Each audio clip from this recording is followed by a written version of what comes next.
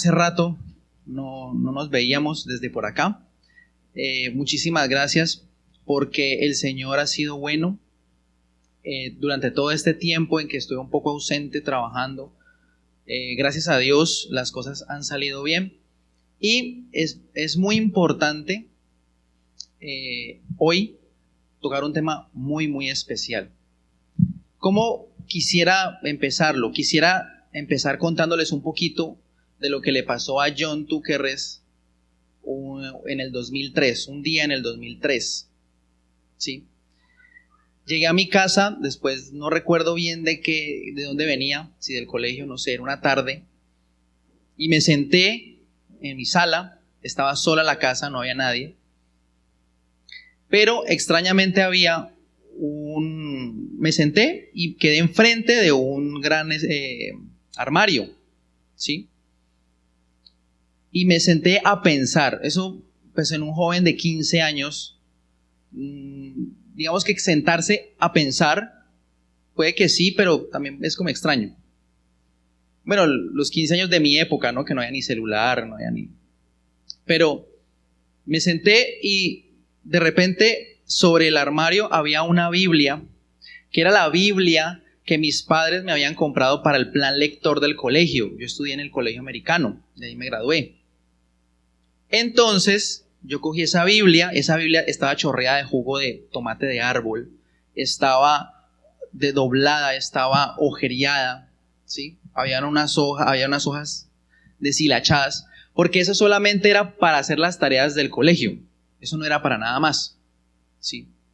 El caso es que la tomé y empecé a hojearla, y di con un versículo, con un capítulo, con una porción que me llamó mucho la atención y que si bien estudié en el colegio americano y el colegio americano es un colegio presbiteriano que enseña unos principios cristianos, para mí esos principios no estaban del todo claros, ¿sí? Si acaso uno habría escuchado de las historias de Moisés, de David, pero que eso fuera algo significativo en mi vida no lo era. Y leo yo el capítulo 3 del libro de Apocalipsis, para los que me empiezan a recordar, ¿cierto? El mensaje a la iglesia de la Odisea. Créanme que yo ni siquiera sabía que la Odisea era una iglesia cuando empecé a leer eso. Y cuando empiezo yo a leer hasta el versículo 20, ya yo estaba temblando y estaba llorando. Créanme que eso no es fácil decirlo y no es fácil recordarlo, pero yo no entendía bien qué significaba lávate los ojos con colirio, no, nada de eso. Eres desnudo, dices que estás vestido, pero eres desnudo. Yo no sabía, yo no entendía nada de eso. Pero cuando llego al versículo 20, ese versículo me desarma y me quebranta de una forma que yo todavía no explico. Y desde entonces yo no me convertí de una al Señor. Es más, yo cerré la Biblia y seguí mi vida normal. Fueron solamente 6 meses después cuando rindo mi vida al Señor Jesús a mis 16 años. No les voy a decir cuántos años tengo en este momento, pero a mis 16 años ya recibo yo al Señor, ¿sí? Entonces, recordar ese momento para mí es recordar que la palabra de Dios está viva. La palabra de Dios está viva. Y esto, más que llámenlo como quieran, un sermón, una reflexión, esto para mí, que quiero compartir con ustedes, es un homenaje de lo que es la palabra de Dios. Y la palabra de Dios viva. ¿Qué significa? ¿Qué quiere decir? ¿Sí? Acompáñenme, por favor, a 2 de Timoteo, capítulo 3, versículo 16. Voy a hacer algo inusual, ¿sí? Pregunté a los pastores si puedo hacer algo un poquito de que no es costumbre hacerlo en la iglesia, pero debido a la importancia que quiero expresar hacia la palabra de Dios, he decidido proyectar, ¿sí?, algunos versículos que vamos a leer, para que no solamente los leamos, sino que los veamos, ¿sí?, para que nuestro cerebro también identifique cada palabra que vamos a leer. Efectivamente, la palabra de Dios está viva. Vamos a ver. ¿Qué quiere decir eso? Segunda Timoteo capítulo 3, verso 16. Dice: toda la escritura es inspirada por Dios y útil para enseñar, para redarguir, para corregir y para instruir en justicia. ¿Sí? Cuando dice toda la escritura, para el apóstol Pablo, que es el que escribe eso, se refiere al Antiguo Testamento. Hasta ese momento se refiere al Antiguo Testamento. ¿Sí? Toda la escritura. Pero quiero que nos detengamos en esta palabra, ¿cierto? Toda la escritura es inspirada por Dios. Inspirada por Dios no significa inspirada de Dios o en Dios. ¿Qué quiere decir? No quiere decir que como un novio se inspira en una novia para escribir un poema. O como un cantante se inspira en algún suceso de su vida para componer una canción. Eso no quiere decir inspirada por Dios. ¿Sí?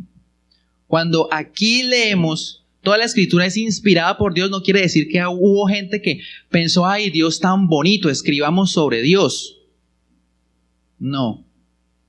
Quiere decir algo mucho más especial.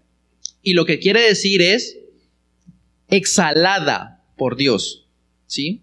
Lo que pasa es que la palabra original es tan compleja, tan rica de significado, que los nuevos traductores solo dicen inspirada, ¿sí? Porque es una palabra que en el español se acerca un poquito, pero no significa lo que realmente significa. Exhalada por Dios. ¿Eso qué significa? Que la escritura, el Antiguo Testamento, hasta ahora el Antiguo Testamento, según este versículo, y finalmente, como lo vamos a ver más adelante, toda en general está inspirada y es un producto de una operación específica, exclusivamente celestial, divina. ¿Sí? Toda palabra redactada, impresa en ese libro que usted tiene, es una obra directamente realizada, escrita, confeccionada, tejida por Dios. ¿Sí? Vamos a ver, y no lo busquen, se los voy a mostrar para que lo leamos, Isaías 55:10.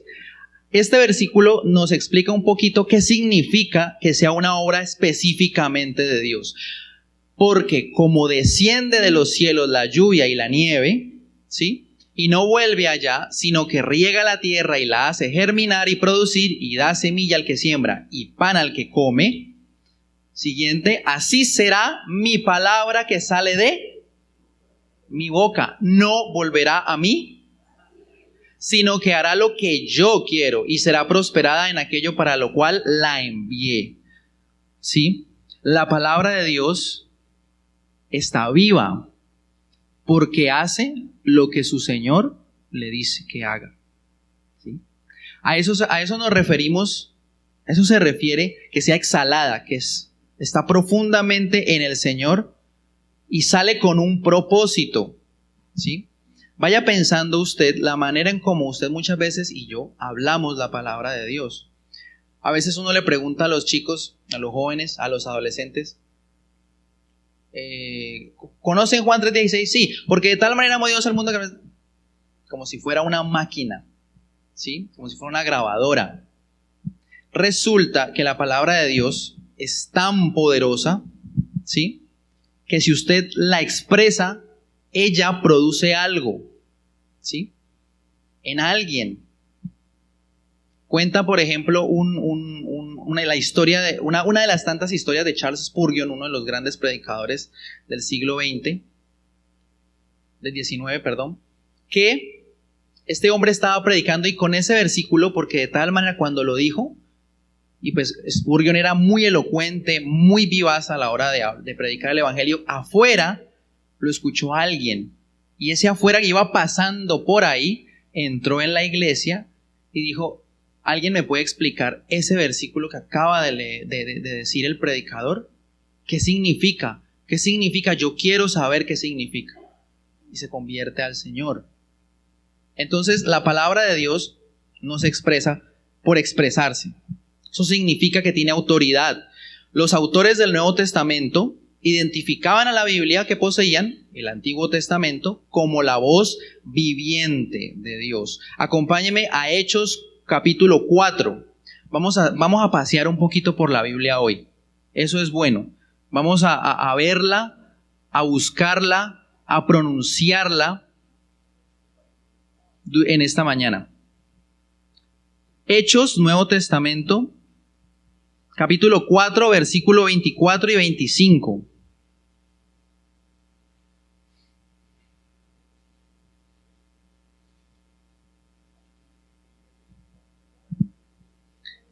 Hechos, capítulo 4, versículo 24 y 25. Leámosla todos juntos. Señor soberano,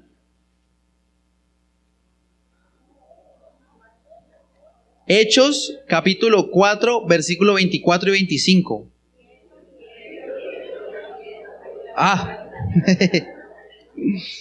Espere. Aquí hubo un error del PowerPoint, ¿sí? No fui yo.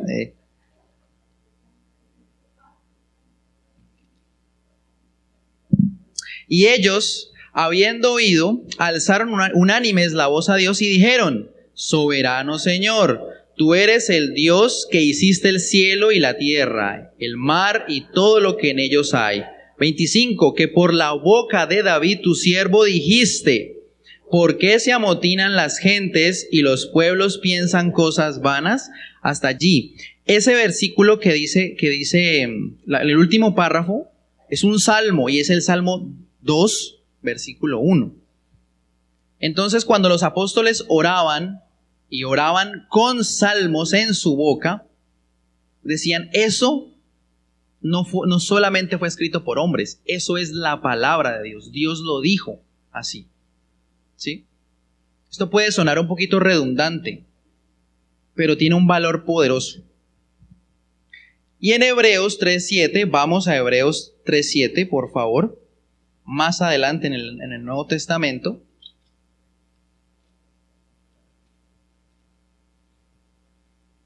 Hebreos 3:7.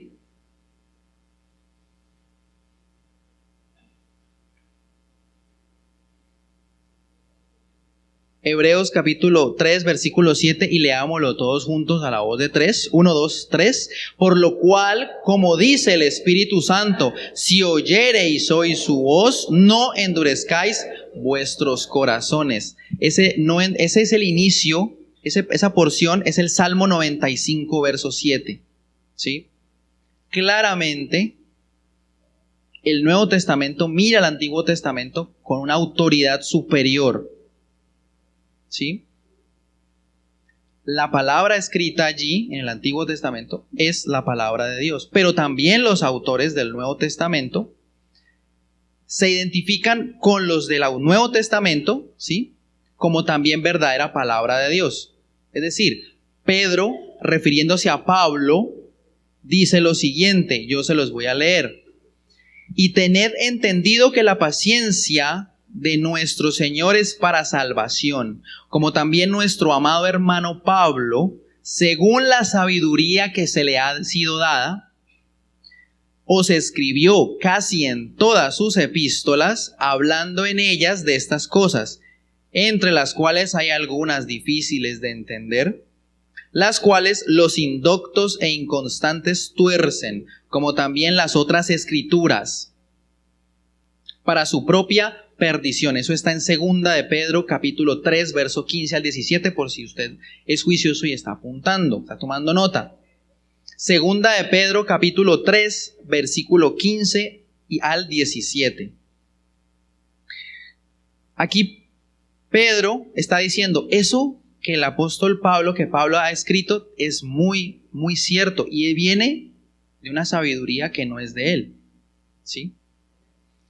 Y es curioso que diga después, los indoctos e inconstantes tuercen como las otras escrituras, las otras son las del Antiguo Testamento, está equiparando toda la Biblia, para su propia perdición. No en vano, filósofos y estudiosos como Friedrich Nietzsche, ¿sí?, eminente filósofo del siglo XX, dijo, es culpa del pervertido de Pablo así lo dice en la genealogía de la moral, es culpa de ese, perdón la expresión porque así lo dice, miserable, ¿sí? Que entendemos mal a Jesucristo. Y no es lo que Jesucristo realmente quería decir. Mentira. Pablo es el que nos expone contundentemente cómo conocer a Jesús, porque él lo conoció íntimamente. Por eso es que está escrito, y Pedro ya lo sabía, los indoctos, los que dicen ser sabios y no lo son, se tropiezan y caen porque no lo entienden. Bueno, pero quiero hacer una claridad, y eso es bueno. Cuando usted diga, le dicen, ay, pero es que la Biblia también la escribieron los hombres. Si no, entonces, ¿cierto? A nosotros no nos han dicho. Es que mire, es que la Biblia, yo creo en Dios, pero no en la Biblia porque es que la Biblia la escribieron los hombres, ¿no? Sí, está bien, sí, es cierto. Hay algunas cosas en la Biblia que son palabras de hombre. Por ejemplo, el libro de Job, ustedes saben cómo es el libro de Job. Job sufre una enfermedad, se sienta, ¿sí? Y dice unos dichos. Vienen 3 amigos y se ponen a hablar con él, ¿no? Muchas de esas palabras dichas por esos amigos, ¿sí? No son del todo verdad. Porque después, ¿sí? En Job 38:2 dice, el Señor mismo dice, ¿quién es ese que oscurece el consejo con palabras sin sabiduría?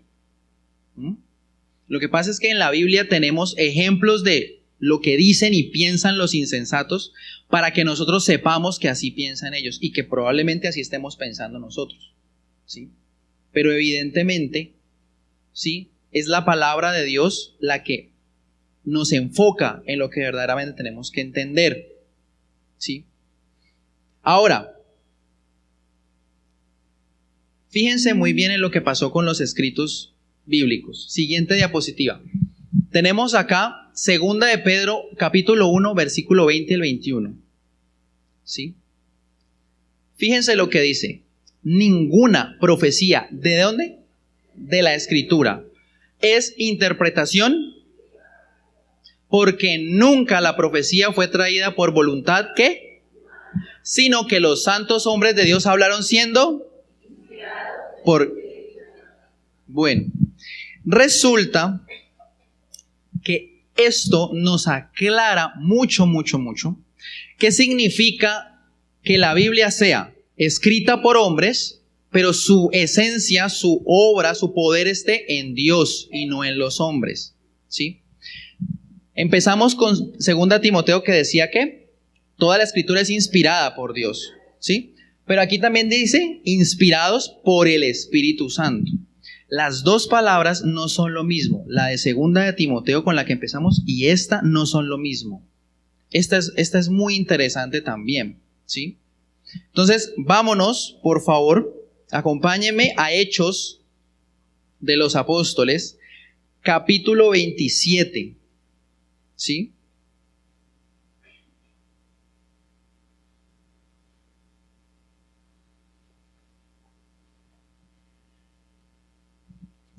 Hechos 27, 14 y 15.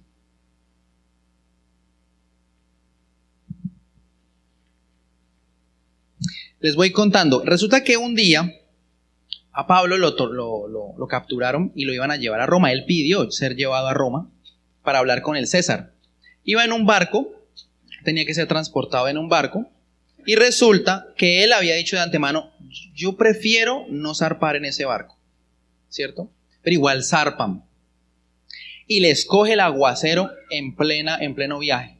Eso es lo que vamos a leer ahora. Hechos capítulo 27.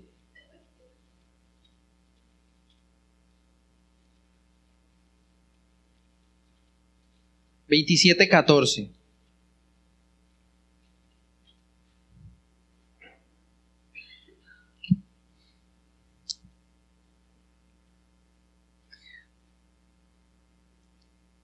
Pero no mucho después, ¿lo encontramos? Hechos 27, 14. Pero no mucho después, dio contra la nave un viento huracanado llamado Euroclidón. Y siendo arrebatada la nave, y no pudiendo poner proa al viento, nos abandonamos a él y nos dejamos llevar. Es la misma palabra que aparece para inspirados. ¿Sí? Siguiente. Es esta. Yo no se la voy a pronunciar, no sé. Pero la transliteración es esa, ¿sí? Que tampoco se la voy a pronunciar porque no sé bien cómo pronunciarla, ¿sí? El caso es que estudiando una concordancia Strong, esa es la palabra que comparten estos dos versículos. Y usted dirá, ¿y por qué? ¿Por qué? ¿Qué tiene que ver eso con esto? Tiene que ver con que los hombres que escribieron la Biblia, la escribieron con su puño y letra. Sí, es cierto. Investigaron como Lucas investigó cada hecho de Jesús. Pablo compró y mandó a pedir rollos para que le trajeran y poder escribir. Sí. Pero ellos hablaron siendo inspirados o impulsados por el Espíritu sin intervención de su propia voluntad. Un gran ejemplo de eso es ¿quién? Jonás. ¿Tienes que ir allá? No, muchas gracias. ¿Sí? Hasta que al final, después de 3 capítulos, ¿sí? Él va. Ojo, la nave, el barco, no deja de ser un barco, ¿cierto? Pero sí dejaba de tener el control sobre su rumbo y sobre su destino. Asimismo, las personas que escribieron la Biblia, escribieron como personas, pero eran motivadas, controladas por el Espíritu Santo, ¿sí? De muchas maneras. Esa es la garantía que tenemos nosotros. Como de la misma manera en como este viento es capaz de llevar y de controlar la nave, asimismo el Espíritu venía sobre todos los autores y los controlaba. No dice Jeremías o Ezequiel, hay un fuego en mí, ¿sí?, que no me permite estar en silencio, tengo que predicar, tengo que dar la profecía. Es eso. Ese libro que usted tiene en la mano es poderosamente escrito, ¿sí? Son los pensamientos y las obras de Dios, ¿sí? Y eso les pasaba a ellos porque estaban llenos del Espíritu Santo. ¿Y cómo escribieron el Nuevo Testamento? Hay un versículo muy bonito que me encontré en Juan 14:26, ¿sí?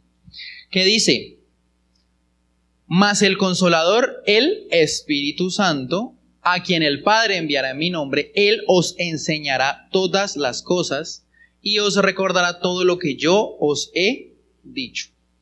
Usted no sé si se ha encontrado con gente que le dice, ay, y todos los 4 evangelios se escribió la Biblia, y cómo hicieron los discípulos, dizque para recordar toda la cantidad de cosas que escribió Jesús y que hizo Jesús, y con ese detalle, ¿cómo?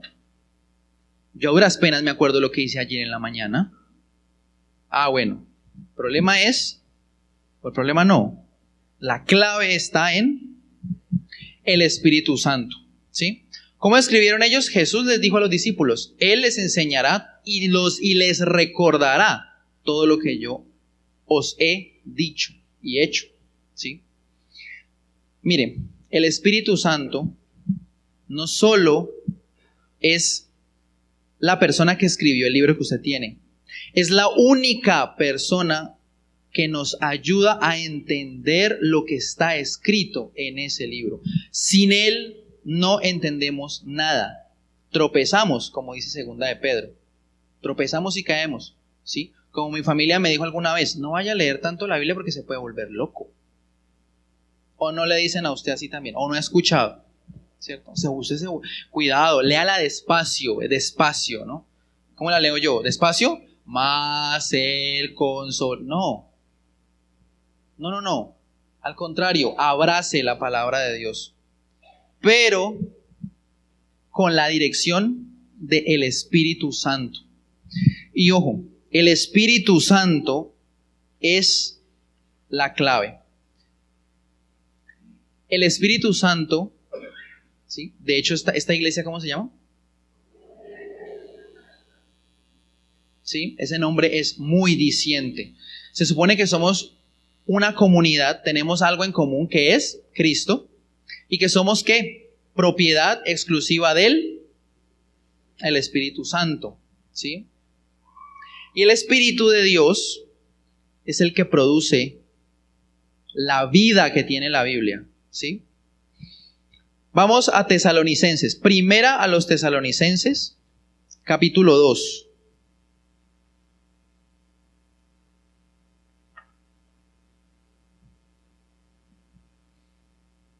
Primera a los Tesalonicenses, capítulo 2, versículo 13. 2:13.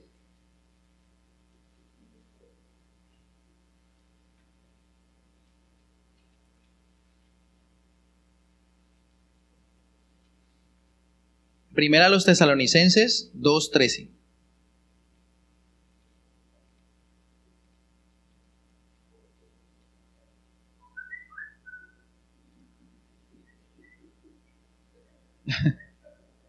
Le llegó el versículo por WhatsApp. Primera a los Tesalonicenses 2:13. Leámoslo todos juntos a la voz de 3. 1, 2, 3. Por lo cual, también nosotros, sin cesar, damos gracias a Dios de que cuando recibisteis la palabra de Dios que oísteis de nosotros, la recibisteis no como palabra de hombres, sino según es en verdad la palabra de Dios, la cual actúa en vosotros los creyentes. Yo le pregunto, si yo le pregunto a usted, ¿la palabra de Dios actúa en usted? ¿Usted cómo me responde? Amén. ¿Sí? Pero usted tiene conciencia de lo que significa eso. Alguna vez hablábamos en ayuno y oración la importancia que significa que la palabra habite en el creyente. ¿Sí? Usted dice, sí, yo me la sé. Sí, yo oro con los salmos. Sí, a mí me gusta leerla. ¿Sí? Yo se la leo a mis hijos. Pero la palabra actúa en usted. La palabra actúa en John. ¿Qué hace la palabra en usted? ¿Sí? Actúa en nosotros. La Biblia no es un objeto para dejar allí. ¿Sí? La Biblia es un lugar, un espacio en donde usted y yo conocemos y nos encontramos de frente con Dios, con el Dios del universo. ¿Usted experimenta eso cuando lee la Biblia en el devocional? ¿Sí? Mire, puede que sí, puede que a veces no lo comprendamos porque ya nos había dicho Pedro, hay algunas cosas difíciles de comprender, pero si uno se interesa por estudiar, por venir a la congregación, ¿sí? Por escuchar cómo la desmenuzamos aquí, usted poco a poco la va entendiendo y se va interesando y ella empieza a actuar en usted, ¿sí? Y para concluir, ¿cómo la palabra actúa? ¿Sí? Queda la duda. ¿Qué significa que actúe? Acompáñenme al Salmo 19. Al Salmo 19, versículo 7. En la Biblia usted encuentra al verdadero Dios, ¿sí? Y a veces nos pasa que uno lee tanto que cree que entendió. Y el problema está en que uno lee como para aprendérsela. Y hay que aprendérsela. Pero hay que primero dejar que actúe. Que haga estragos en su vida. ¿Sí? Vamos a ver qué dice el Salmo 19, versos 7 y 8. Ustedes leen una frase y yo leo la otra. ¿Sí? Ustedes leen hasta un punto y coma y yo leo el siguiente punto y coma. 1, 2, 3. El testimonio de Jehová es fiel, que hace sabio al simple, al sencillo. El precepto de Jehová es puro, que alumbra los ojos. La palabra escrita, tanto el Antiguo como el Nuevo Testamento, produce cosas, ¿sí? Produce en usted algo, actúa así, en estos 4 ejemplos que habla el Salmo 19, ¿sí? El primer ejemplo, ¿cuál es? La palabra de Dios no se equivoca al marcar el camino de regreso a la comunión con Dios. Eso significa la ley de Jehová es perfecta que convierte el alma. ¿Sí? Segunda de Crónicas 7:14 dice, si se humillare mi pueblo, sobre el cual mi nombre es invocado, y oraren y buscaren mi rostro y se convirtieren de sus malos caminos, entonces yo oiré desde los cielos y perdonaré sus pecados y sanaré su tierra. ¿Sí? Y ojo, esta es la ley de Jehová perfecta que le dice a usted cómo volver a Él. Humillándonos, orando, ¿sí? Buscando el rostro. ¿Dónde está el rostro del Señor?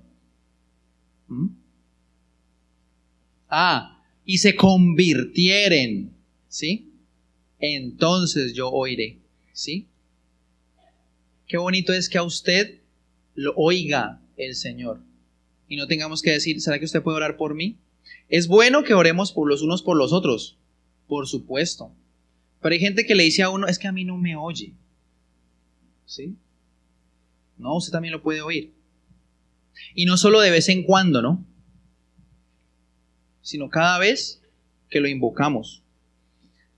La siguiente palabra dice, el testimonio de Jehová es fiel, que hace sabio al sencillo. ¿Qué quiere decir eso? Aquello que asegura y certifica la palabra de Dios, ¿sí? Es tan confiable que hace que hasta el más simple ser humano se haga sabio, como está en Proverbios 6, 27 y 29, que dice, es hermoso como hay sentido común en la palabra de Dios. ¿Tomará el hombre fuego en su seno sin que sus vestidos ardan? ¿Sí?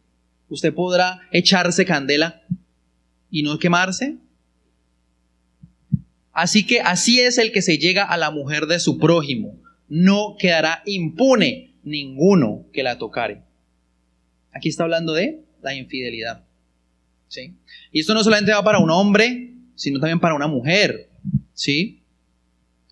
Y hasta el más sabio y el más simple, hasta la persona más simple que no piensa en las consecuencias que traen sus actos, es capaz de entender esto. Usted no puede coger un candela y no quemarse, ¿sí? Toda decisión tiene consecuencias. ¿Usted está dispuesto a asumirlas? Todas tienen consecuencias. ¿Usted está dispuesto a asumirlas? ¿Usted está dispuesto? No, yo quiero coger fuego, no importa que me queme.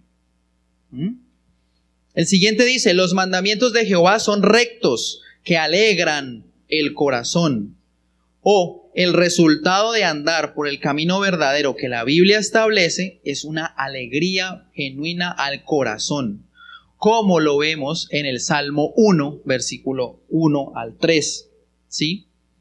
Que dice, bienaventurado el varón, o el hombre, la mujer, que no anduvo en consejos de malos, ¿sí?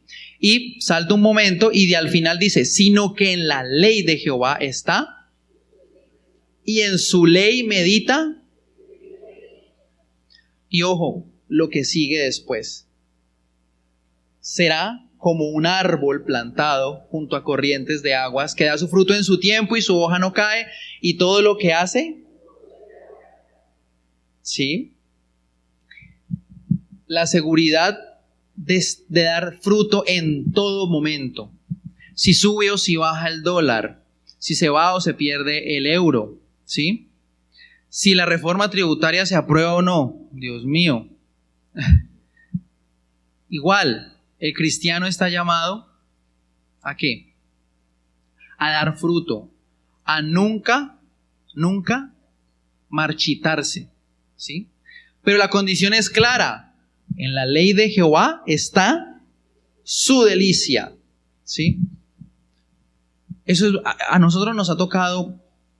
Es un desafío muy bonito en los jóvenes, hacer que los jóvenes tengan delicia en la palabra de Dios, ¿sí?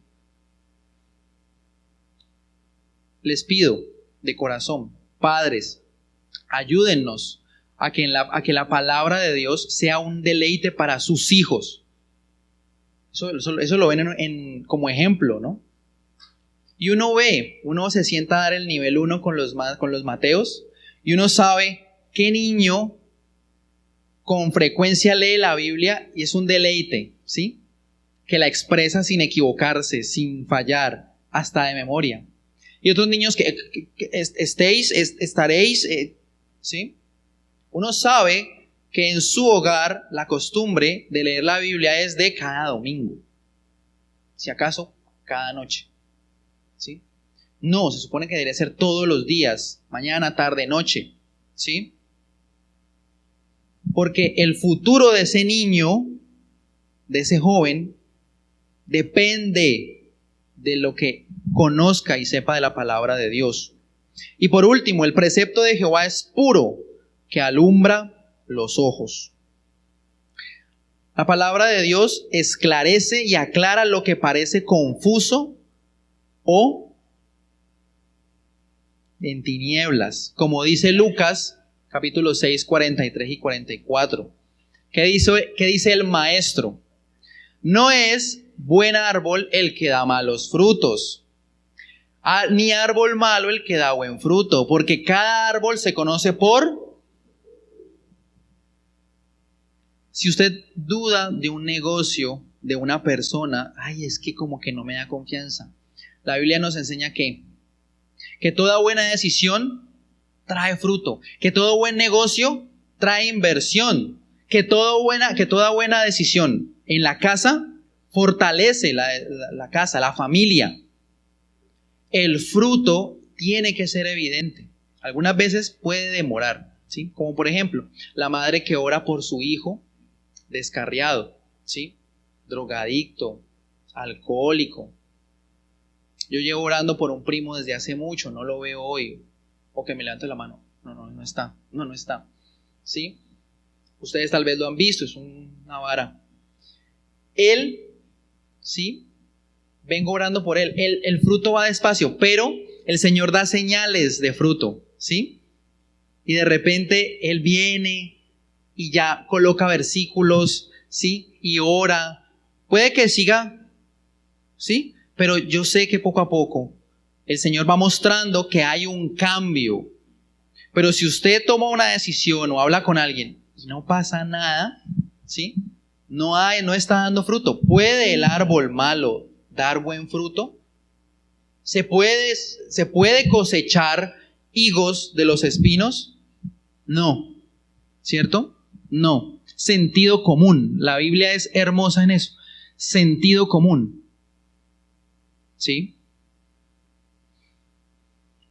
De esta forma es que actúa la palabra de Dios en usted y en mí. ¿Sí? Usted aquí la escucha. Amén. Pero es el Espíritu Santo el que luego en su casa lo quebranta.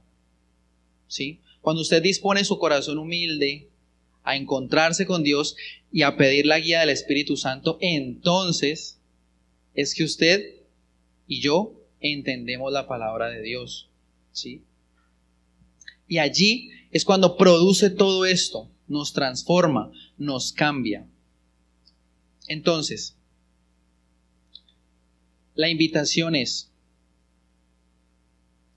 a que en esta mañana, usted considere la Biblia que tenga allí y recuerde lo que el Señor ya le ha dicho. ¿Está usted enfermo? Recuerde las promesas que Dios le ha dado a usted. ¿Está usted con una situación económica difícil? ¿Qué le ha dicho el Señor a usted sobre eso? ¿No le ha dicho nada? ¿O no le hemos preguntado? ¿Está usted a la espera de una decisión importante? ¿Al filo de una decisión importante? No le acontezca a usted como le aconteció al profeta, al rey Ocosías, que un buen día estaba enfermo, ¿sí? Ocosías, un rey de Israel, en la época de los reyes. Y le dice a los siervos, vayan y pregúntenle por mí y consulten al dios Baal-Zebub, de donde viene la transliteración Belcebú. Vayan y pregúntenle si es que yo me voy a sanar. Los emisarios salen por el desierto y se encuentran con la joya de Elías. Y Elías se les pone enfrente y les dice, ¿para dónde van? Vamos a preguntarle a Baal-Zebú si Ocosías se va a sanar. Llega Elías y les dice, así dice Jehová, en cuya presencia estoy. ¿Acaso no hay Dios en Israel al que le puedan consultar eso? La misma pregunta nos la hace hoy a nosotros el Señor. No hay un Dios al que usted le pueda poner y le pueda preguntar sobre su decisión, sobre su salud, sobre su enfermedad, sobre sus hijos. ¿No hay un Dios? Sí lo hay. Amén. Sí lo hay. ¿Qué pasó con los emisarios y qué pasó después? Lo lean en la Biblia. ¿Sí? Se los dejo para que lo lean.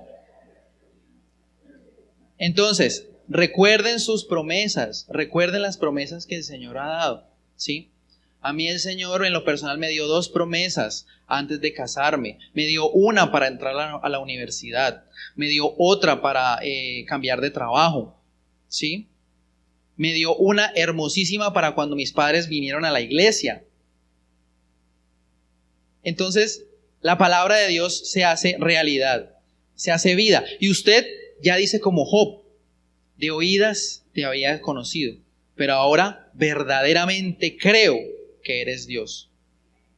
Entonces la invito, con mucha humildad, que nos pongamos en pie y oremos. Vaya pensando en esas promesas. Usted y yo tenemos necesidades, ¿cierto?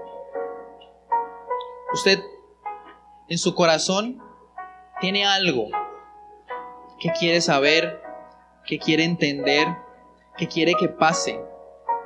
¿Qué le ha dicho el Señor sobre eso? ¿Qué le ha dicho? Si no le ha dicho nada, haga como el apóstol Pablo hizo cuando lo tiraron del caballo. Bueno, si realmente iba en caballo, la Biblia no dice que iba en caballo. Pero sí, cuando fue tirado en el camino a Damasco, creyendo, él ya sabía que matar cristianos era lo correcto. Y uno va a veces en la vida así. Yo voy convencido que es por acá. ¿Sí? Pidámosle a Dios que nos pase como le pasó al apóstol Pablo. Que sea el Señor haciéndonos caer de nuestros propios pensamientos.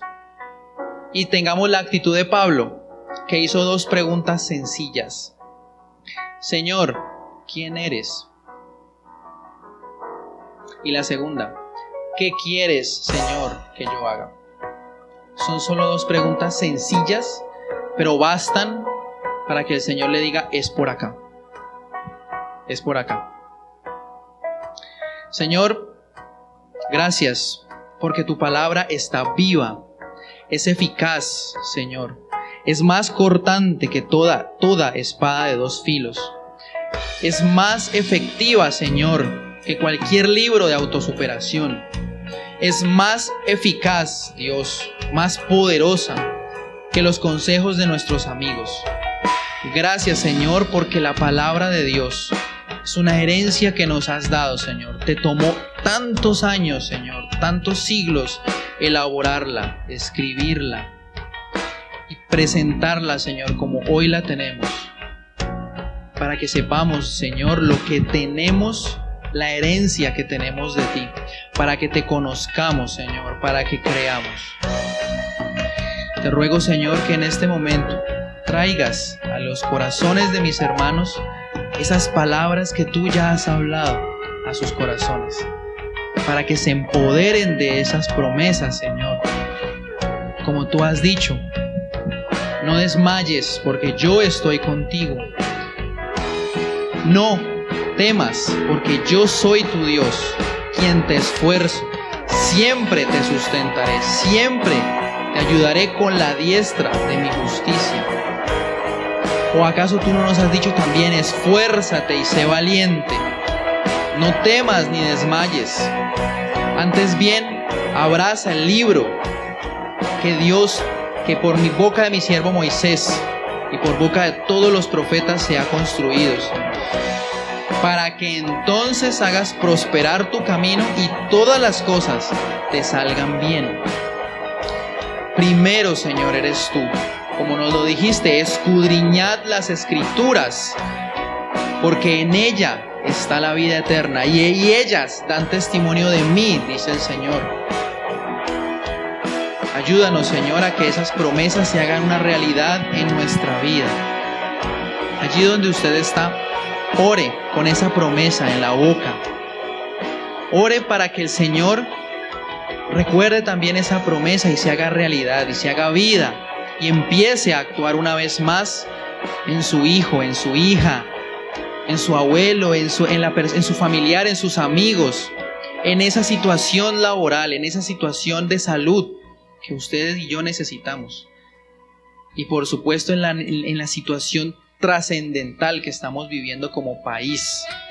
Porque el Señor ha actuado y se ha cumplido el capítulo de Segunda de Crónicas. Su pueblo se ha humillado y hemos buscado su rostro, y el Señor ha perdonado nuestras ofensas y está restaurando a nuestra Colombia.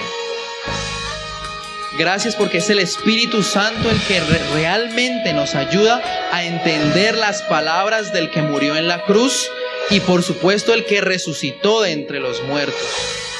Gracias, Espíritu Santo, porque eres tú a través del cual entendemos las promesas que nos has dado y hoy las podemos poner delante de ti para que sean una realidad, para que cambie verdaderamente nuestro estilo de vida, nuestra familia, para que empiece a haber fruto, para que empiece a pasar lo que tú quieres que pase. Permítenos, Señor, al Espíritu Santo, para que nosotros, con un corazón sincero, te ofrezcamos, Señor, nuestra obediencia y nuestra humildad, nuestra disposición, Señor. En el nombre del Padre, del Hijo y del Espíritu Santo, creemos en lo que nos has dicho y creemos que la palabra, que la Biblia es la palabra viva de Dios. Lo creemos y creemos que si oramos con ella, sucederán cosas que ojo no vio y que oído no oyó. Cosas verdaderamente tremendas, como dice la palabra. Porque la palabra de Dios actúa en nosotros, opera y da fruto y cambia lo que no puede cambiar ninguna terapia o lo que no puede cambiar ninguna fuerza de voluntad. Bendito y alabado seas, Señor, porque tú eres nuestra fuerza. Separados de mí, dice el Señor, nada podéis hacer. Nada podéis hacer. Por eso podemos decir que Jehová es nuestro escudo y fortaleza, nuestro pronto auxilio en medio de la tribulación. Alzaré mis ojos a los montes. ¿De dónde? ¿De dónde vendrá mi socorro? Mi socorro viene de Jehová, que hizo los cielos y la tierra. Porque Jehová es mi luz y mi salvación. ¿De quién temeré? Jehová es la fortaleza de mi vida. ¿De quién he de atemorizarme? Cuando se juntaron contra mí mis angustiadores y mis enemigos para comer mis carnes, ellos tropezaron y cayeron. Aunque un ejército acampe contra mí, no temerá mi corazón. Aunque contra mí se levante guerra, yo estaré confiado. Porque si el Señor es con nosotros, ¿quién contra nosotros? Y todo lo podemos en Cristo, que nos fortalece. Gracias, Señor Dios, porque tu palabra está viva, porque tu palabra produce lo que nosotros no podemos hacer. Porque tú eres Jehová, Dios de toda carne. ¿Habrá algo difícil que sea para ti? Gracias, Señor, porque eres Dios poderoso, soberano. Tu palabra gobierna sobre nosotros, sobre las promesas que nos has dado, Señor. Somos nosotros quienes nos olvidamos de lo que nos has dicho. Ayúdanos, Señor, a recordarlo y a que verdaderamente se haga una realidad en nuestra vida. Confiamos en ti, Señor. En el nombre de Jesús nuestro Señor hemos orado. Amén y amén.